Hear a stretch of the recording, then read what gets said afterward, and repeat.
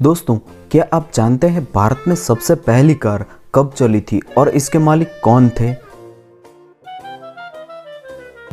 भारत में सबसे पहली कार 1897 में कोलकाता में चली थी। ये कार क्रॉम्पटन ग्रीव्स कंपनी के मालिक मिस्टर फॉस्टर की थी। ये भारत के सबसे पहले कार मालिक थे।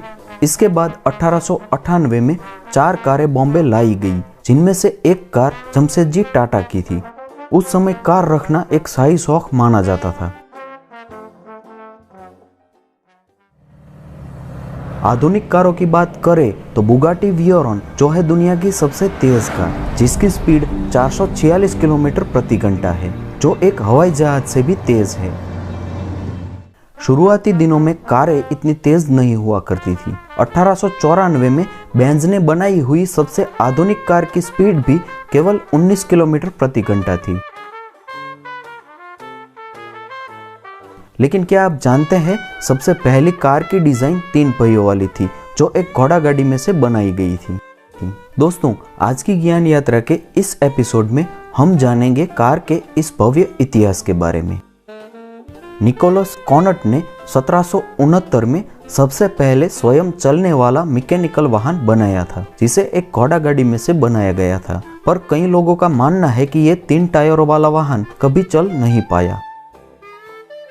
कुछ लोगों का दावा है कि फर्डिनेंड वर्बिस्ट ने 1672 में भाप से चलने वाले वाहन का निर्माण किया, जो एक खिलौने के रूप में किया गया था। ये वाहन किसी यात्री या ड्राइवर को उठाने में असमर्थ था। बाद में 1801 में रिचर्ड ट्रेविथिक ने पुफिंग डेविल नाम के एक रोड लोकोमोटिव को बनाया, जो भाप इंजन से बना था। ये दिखने में एक ट्रेन लोकोमोटिव जैसा लगता था। ये वाहन देर तक स्टीम प्रेशर बनाए रखने में असमर्थ था, जिसके कारण ये सफल नहीं हुआ। सन 1780 में रूस के इवान कुलीबिन ने एक 3 पहियों वाले साइकिल के ऊपर भाप इंजन को लगाने का काम शुरू किया।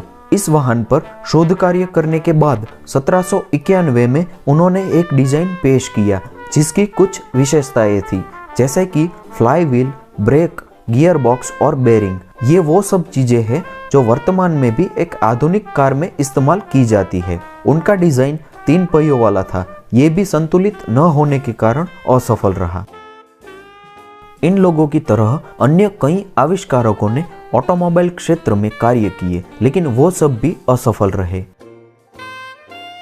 नवंबर 1881 में फ्रेंच आविष्कारक फ्रैंकोइस इसाक डी रिवाज ने कार के लिए पहले आंतरिक दहन इंजन को डिजाइन किया। ये इंजन हाइड्रोजन और ऑक्सीजन के तेल मिश्रण से चलता था। ऑटोमोबाइल क्षेत्र में ये एक अहम खोज साबित हुआ।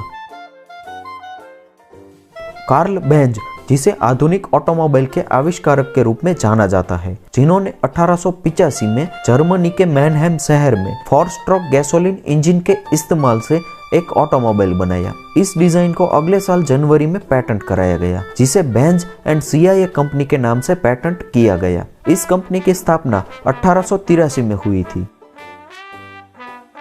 उन्होंने 1888 में अपने उत्पादनों को बाजार में बेचना शुरू किया। उन्होंने अपनी पहली मोटर वैगन 1885 में बनाई। इस मोटर वैगन को 19 जनवरी 1886 में सम्मानित किया गया।